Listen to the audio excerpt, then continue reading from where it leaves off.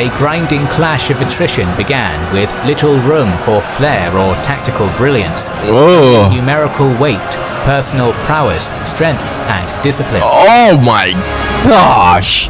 Early Muslim expansion series, guys. Have not forgotten about this series. Before we continue, guys, go check out this quill that I'm wearing on me. You're gonna have to get used to me wearing this because it is super cold now, and my body, which is born and raised in the Caribbean tropical hot weather, is not used to any type of cold. I highly recommend you go and check this out in the link in the description down below. If you live in a cold country like Europe, Northern Europe, Western Europe, any of those cold places, man, go. I definitely recommend you go and check this out. This is so good, so comfy. My mother bought this for me, and it was so great. Highly recommend you guys go get this, man. Link is gonna be in the description down below. Let's continue. Saad's army was eager to pursue Yazdegerd across the mountains. However, Umar's refusal halted any further eastward expansion for the time being. At the Caliph's command, Saad began combing Iraq for a place where he could establish a permanent military garrison. Eventually, after receiving guidance from the locals, Saad found a promising area of land in Khuzestan, where the land is both dry, well-watered, and is overgrown with thistles, and constructed a colony that would eventually grow into the city of Kufa. So again, I mean, I said this in my one of my Islam reactions, that the first Arab Caliphate was a colonial empire, and I mean, I had a bunch of people who just do not understand like what colonialism is. Like, I don't know why people just don't get that colonialism is not the European style of colonialism. And you know, I mean, right here, big and bold, kings and generals, I mean, reacting to this, it's like a bunch of things that they did is what a colonial empire does. Now, some colonial empires obviously are worse than others. I mean, I'm not disagreeing with that, quite frankly speaking. I'm not saying that the caliphate, the first caliphate, was on the same level as like freaking France in terms of colonial empires. Like, no, in fact, I would probably say that the caliphate was probably tame, you know, like really and truly tame. Which is kind of ironic because we have a whole bunch of extremist groups that don't seem to take that as an example, quite frankly speaking. But again, right here, big and bold, you know, they built new settlements, built new cities. You know, that's what a colonial empire does. I mean, come on, like. Far to the southeast, another Arab raiding force of 800, led by Utbah bin Ghazwan, began searching for a base of their own, and came across an arid area covered in rocks, and it was there that Utbah began work on a settlement which eventually developed into modern Basra. It seemed as though the frontier between the Caliphate and the Sassanid Empire would calcify at the Zagros Mountains, allowing Saad and Umar a brief time to consider administrative questions. However, I mean, this is literally colonization. They're literally colonizing this region. Come on. This is literal colonization right here. This is what I imagine is colonization. Okay? I was explaining this in one of my comments before, that because Barbados, a lot of people don't understand that yes, Barbados does have a history of slavery and the slave codes. Yes, it was used as a model colony for slavery in the British Empire. That is true. But originally speaking, Barbados was a settlement colony, and before it kind of transformed into a settlement/slave colony. The English and Scottish, they arrived on the island, and they originally their intention wasn't even slavery. It was just to find a new place to live, literally live. Literally, and you can literally go Google Barbados today and just see how Barbados looks. I mean, even today, this is very prevalent in it that Barbados is the most British Caribbean island, right? I mean, so because of this, that's how I learned about what a colony is. I never really heard of colonialism as, and I'm not saying that is not it. I'm just saying that in my mind, because a lot of people, I realize a lot of people have this different idea of colonialism, which I think is more inaccurate. I would personally think that, in my personal opinion, my imagination of colonialism is actually much more accurate. Like, you're going to different places and you're setting up new villages, cities, etc., etc.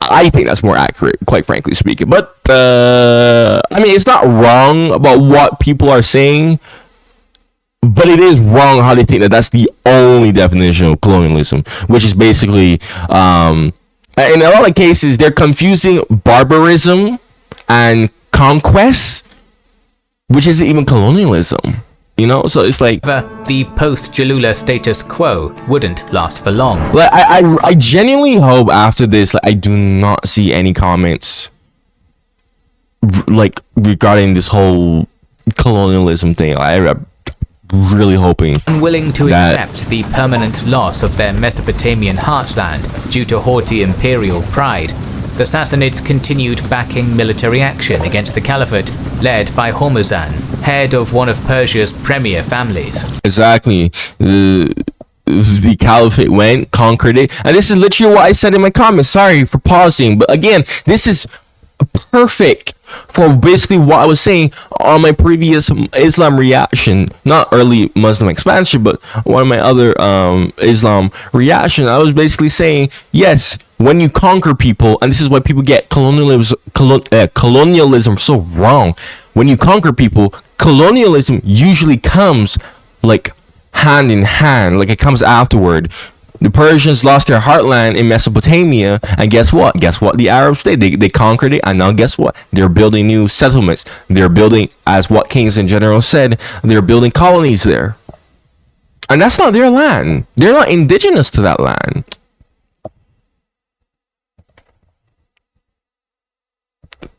And the Persians don't like it, obviously. So all these people who are saying, oh, my European colonial empire colonized me and we don't like it. Okay, they don't like the fact that they're being colonized right now by the Caliphate. Wow, touche.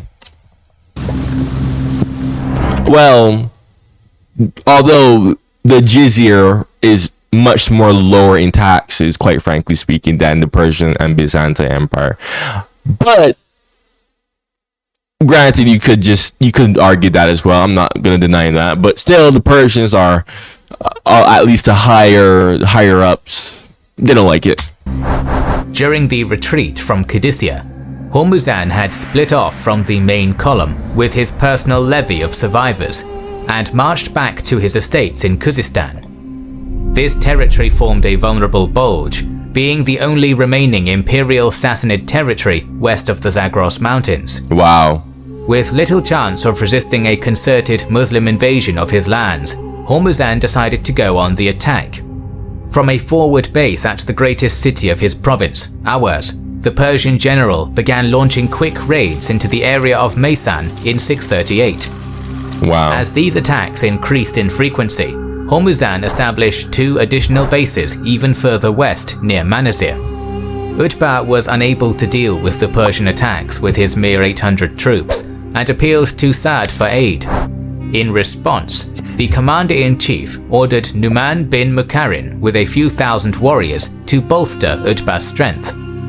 The combined Muslim force launched a lightning campaign that defeated Hormuzan's army in its forward bases and pushed the frontier east to the Karen River. Suitably chastened by the reverses his soldiers had suffered, the Persian general concluded an unstable peace with his 2 Muslim counterparts, claiming to submit to the caliph's suzerainty. The remainder of 638 passed without further warfare on the Persian front, except for a single act elsewhere, the so-called Fiasco of Fars. One of Sa'd's generals and governor of the uneventful province of Bahrain, Ullah bin al-Hadrami, sought to increase his own status and launched a reckless amphibious assault across the Persian Gulf. Landing on the coast of Fars, the Arab force headed towards Persepolis, managing to defeat a small militia in a costly battle before being surrounded and trapped by the Sassanids. The naval warfare despising Caliph found out what Hadrami had done and was furious, but nevertheless sent Utbah to rescue the beleaguered governor, after which he was dismissed from his position. Of course. Hormuzan used the respite granted by his truce with the Muslims to levy more soldiers, and in that time also received imperial reinforcements from Hulwan. Now reinforced, he took advantage of the treaty's unclear boundary terms as an excuse to reinitiate hostilities in early 639. The new governor of Basra, Abu Musa, was aware of his caliph's command to avoid taking any further Persian territory, so he wrote to Umar explaining the situation and asking for guidance. Umar responded with an order to take Awaz and stop Hormuzan's attacks. This prompted Musa to march his forces to the river Karen. We got a battle here, okay. The Persian lord across its breadth. Let's see. Feeling confident about his chances, Hormuzan invited the Arab army across the river with the aim of facing and crushing it in a pitched battle. How many times has the Persians done this and that has always failed? Musa gladly accepted. Oh my gosh. No, I think both the Persians and the Byzantines have done this and it never ends well for them. North of the city, defeating the Sassanid provincial force in a grueling fight and forcing Hormuzan into flight to Ram Hormuz. Of course. A typically aggressive pursuit force of Arab cavalry forced the Persian commander to retreat even further east. Of course. Oh my gosh. I love that I'm wearing this because now I don't have to worry about my freaking hands being cold. This is so comfortable. I can actually like give proper reactions, and trust me, I mean if you've been watching me long enough, you know that my reactions are already ecstatic, top notch, man. But trust me, with me wearing this now, you're gonna have to get used to me actually like moving around, because before I couldn't really do it because I was kind of like shivering and whatnot. I'm kind of uncomfortable sitting here, but I'm like so comfortable and cozy. I'm like, oh, that's why I tell you, man, go check out the link in the description and get this for yourself. It's so good. So glad my mother bought this for me. From a strong position behind yet another river, Hormuzan parleyed for peace with the Muslims, offering to recognize their conquest of Awaz while retaining a remnant of his own district. Still, the Sassanid reinforcements were pouring into northern Khuzestan in such large numbers that the preparations for another military campaign could no longer be kept secret. At this point, Sa'd was replaced as governor at Kufa by Ammar bin Yasir, who sent troops to Musa to subdue the Persian threat without delay. From Awaz, Musa launched his thrust against Hormuzan's forces at Ram Hormuz, defeated them in a brisk engagement, and subsequently captured most of eastern Khuzestan. Hormuzan retreated north to the Sassanid concentration point at Shushtar, a highly fortified, walled city in the Zagros foothills. Unsure about his ability to take on such a stronghold with his current strength, Musa had fresh warriors. You got freaking God giving you plot armor. I said this before, I'm gonna say it again. The Muslims at this point have God giving them plot armor. And you know what? When I reacted to Prophet Muhammad and his prophecies, if I remember correctly, he did prophesize that God would indeed give them plot armor. So I was basically right, okay? Even if I'm a Christian. With these additional warriors, oh my gosh, captured Shushtar and Hormuzan along with it. What did quickly. Did I tell you? Ow! Oh bloody hell! Oh damn! Hurt my jaw muscle. Oh! Ow! Damn! I actually cut hurt my jaw muscle there. All right, you gotta calm down. This is what this is what I'm telling you. Like, you get like these reactions, man. You're gonna see me. My reactions are gonna be more up there. But freaking hell, though, I did hurt my jaw muscle. That actually kind of hurt. Hold on, I'm gonna pause the video real quick. All right. By the truly ancient city of Susa, Gotta calm down there for a second. Gotta calm down. I can't go too far. Returning to Basra after this victory, Musa sent a subordinate to capture the final garrison in Khuzestan. This was Junde Shapur, who succeeded by late 641. With the seizure of this final city, all of Khuzestan and Sassanid territory west of the Zagros was now under Muslim rule. Despite the loss of Iraq, Sassanid Persia east of the Rocky Barrier was still a cohesive and powerful empire, with loyal territories as far off as India. After the fall of Khuzestan to Musa's army, Yazdegerd dispatched urgent orders to all of his remaining provinces to raise troops and send them to Nahavand, a city on the primary transportation artery west. Throughout the later part of 641, contingents from cities across Iran and beyond, such as Isfahan, Ray and Hamadan, and many others, arrived at Nahavand, until at the turn of 642, an army of around 60,000 had come together. Men. Wow. At the same time, this fearsome force was Yazdegerd's final chance to turn the war in his favor. If he lost now, he would lose everything. Yeah, let's see. A Sassanid general named Madan Shah was appointed to lead the army, who quickly warned the men that Umar is coming for you if you do not go for him. He has already destroyed the seat of your empire and plunged into the land of your emperor. A Persian frontier commander, he's not wrong, noticed this massive military buildup and, alarmed, sent word to Ammar bin Yasir in Kufa, who immediately forwarded the information to Burnout. Addressing the people of Medina on the issue, the Caliph's pronouncement that this is the day on which the future depends left no doubt as to the importance of the upcoming clash. The ever-active Caliph declared his intention to oversee the battle, but was talked out of it by his advisors, who pointed out that this was unnecessary. A more contentious issue was the assignment of military resources. Uthman wanted the whole army of the Caliphate concentrated, but Muhammad's son-in-law, Ali ibn Abi Talib, disagreed, reminding Uthman that depriving the other frontiers would just invite the Byzantines, Ethiopians and others to retake their old provinces. Instead, he suggested the troops at Kufa, Basra and along the Persian border form the core of a field army, supplemented by a fresh levy of raw recruits and veterans from Arabia. Umar concurred with Ali and gave command of the preemptive strike to the veteran of Qadisiyah and conqueror of Susa, Numan bin Muqarrin. Upon enthusiastically receiving the Caliph's decree, Numan assembled his troops, marched east from Kufa, and crossed the Tigris, rendezvousing with a number of other frontier units along the way. Trekking northeast from Ctesiphon along the Diyala River, the Muslims pivoted at Qasr Shirin and drove into the Zagros Mountains, eventually reaching a concentration point at Tazar in December 641.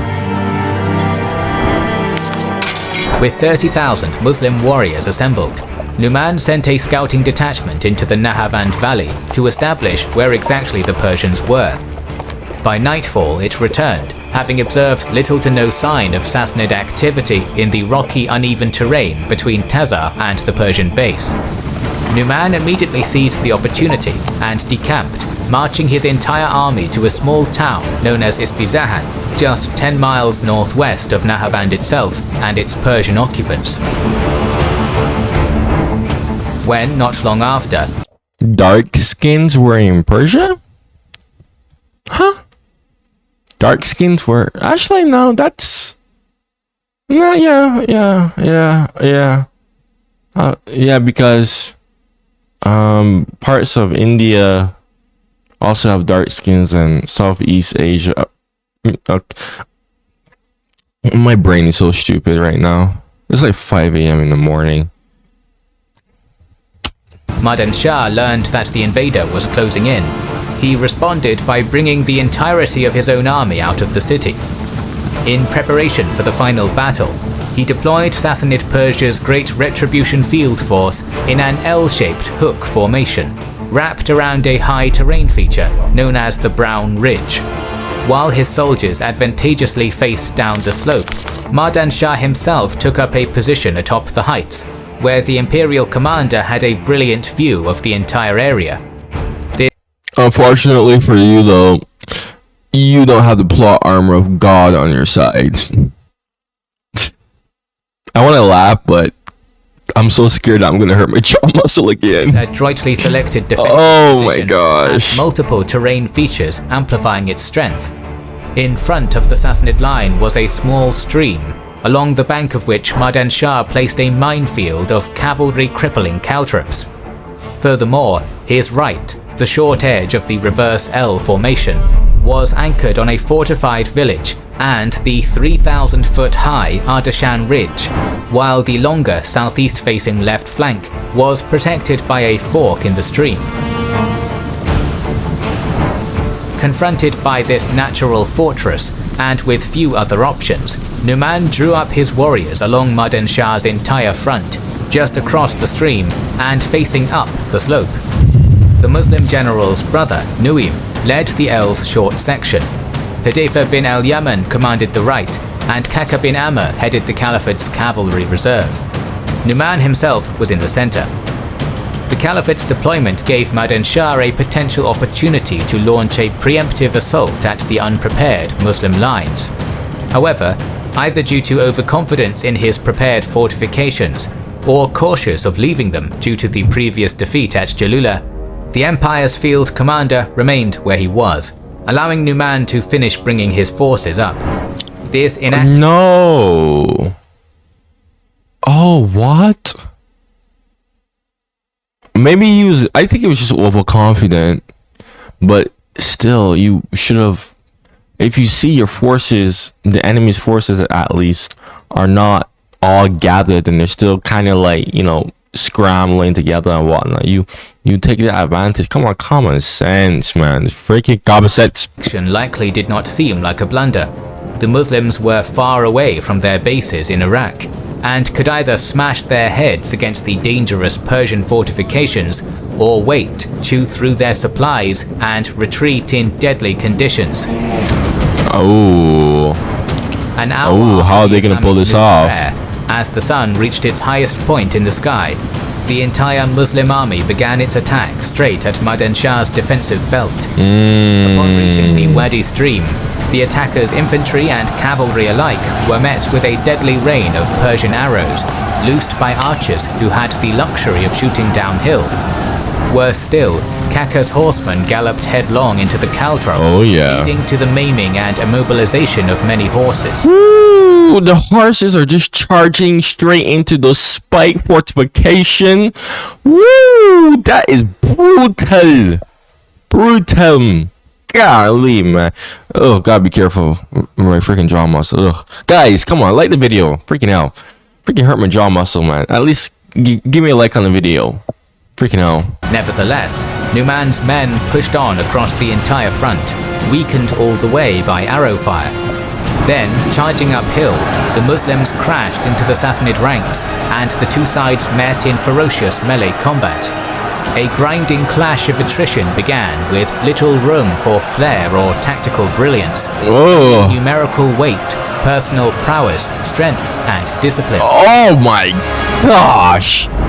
On some sections of the line, perhaps those under Nuaym's command, where the slope was more gradual, the Muslims managed to temporarily push Madan Shah's soldiers back, but each time were counterattacked and shoved to their original positions by the Persians.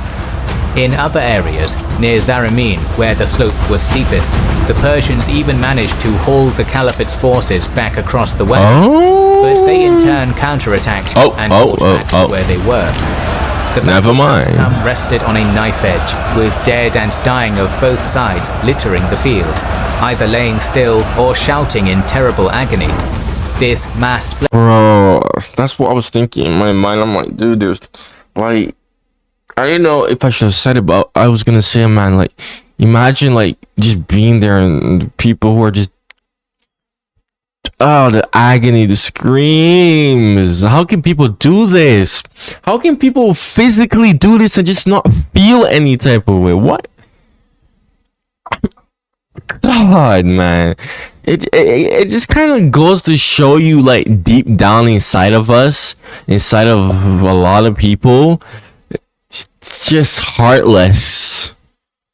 You know, today we try to play that we're such a morally righteous and morally ahead to society, but honestly speaking, I still think deep down inside most of us, like, that's just a facade. Put the right conditions and you'll see how truly barbaric people are. Playing continued until nightfall, when the Muslims, with no prospect of breaking the Persian line that night, pulled away and withdrew to their camp. The night hours passed without contact, with both sides recovering their fallen comrades and tending to the wounded. When dawn broke on the second day, however, Numan formed his army up and, somewhat inexplicably, launched another frontal assault across the stream, lasting all day. After what historian Akram poetically described as a tragic harvest of death, the Muslims again retreated, unsuccessful and badly bloody. Tragic harvest of death is mad. Both armies formed up again at dawn on the third day, but a mixture of the horror, tactical sanity, and possible mutiny kept the Muslim general from attempting his human wave assault for a third time. Yeah, come on. Instead, he waited for the Persians to emerge from their fortifications and... Oh my gosh, dude, there's no way. I was literally gonna say, like, I bet you the Persians are just gonna leave their fortification. No, Persia, don't do this classic. They keep doing this all the time. This is why they lose so much. Oh my gosh, no, just... But Madan Shah was a wily commander, aware that time was his champion, and refused to budge. After a Finally, a Persian commander that has freaking common sense. Bloody hell. 2-day standoff, the Sassanid regimental commanders began raiding the Muslim line with small contingents. These limited attacks would inflict damage on personnel and supplies, before swiftly pulling back behind their defenses. Oh man. The Islamic forces frustrated. While constant assailment and the cold conditions struck blow after blow to Muslim morale and strength, Madan Shah began absorbing a steady stream of reinforcements and provisions from nearby Hamadan. The situation could not continue as it stood, and so Numan called a council of war only a few days after his previous attack. The eldest companion present advised that the Muslims ought not to attack at all, and to merely destroy those raiding parties which came to attack them.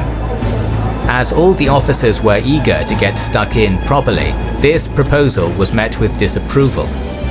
Another more gung-ho leader suggested that the frontal attacks actually be resumed, regardless of consequence.